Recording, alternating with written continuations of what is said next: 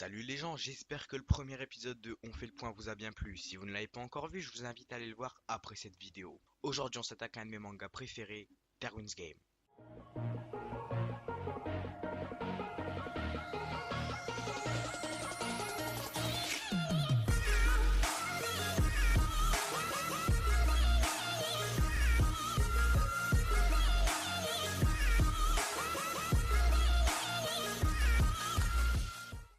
Présentation.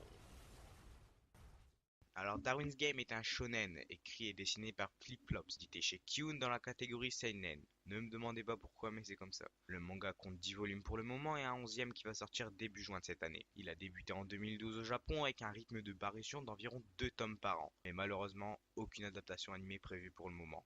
Si vous êtes un fan de survival game angoissant et de chasse à l'homme, vous allez être extrêmement content, car ce manga est tout bonnement superbe. Un peu à la manière de King's Game ou encore de SAO, Darwin's Game est prenant dès le début. Nous n'avons même pas le temps de nous familiariser avec l'univers que tout commence. Comme Kaname, nous ne connaissions rien de ce jeu avant qu'il accepte l'invitation de son ami, ni son potentiel, ni son réel enjeu. Nous découvrons donc tout en même temps que lui et nous allons de surprise en surprise. C'est un thriller urbain sous fond de jeu vidéo, mêlant argent, trahison et crime. La ville est leur terrain de jeu, mais je vous laisse découvrir les profondeurs du manga par vous-même. Synopsis. Kaname, le héros principal de ce manga, ne connaissait pas le jeu Darwin's Game avant d'y avoir été invité à jouer. D'abord hésitant, il finit par accepter l'invitation de son ami Kyoba. Dès lors qu'il clique sur l'application, un serpent virtuel sort de l'écran et le mord au cou.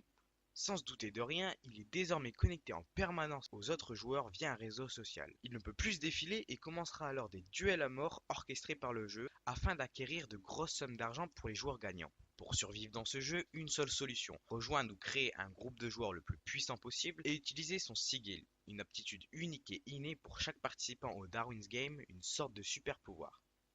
Qualité scénario. Alors à ce niveau, il n'y a rien à redire, mis à part un début un peu long à suivre avec un héros principal faible et peureux, tout de même un peu classique, mais plus on avance, plus les choses s'améliorent et s'accélèrent, que demander de mieux. Conclusion.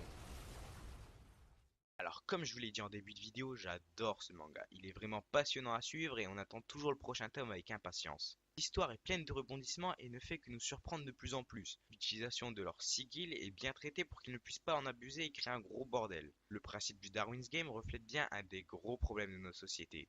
Jusqu'où peut-on aller pour pouvoir gagner de l'argent? Fin.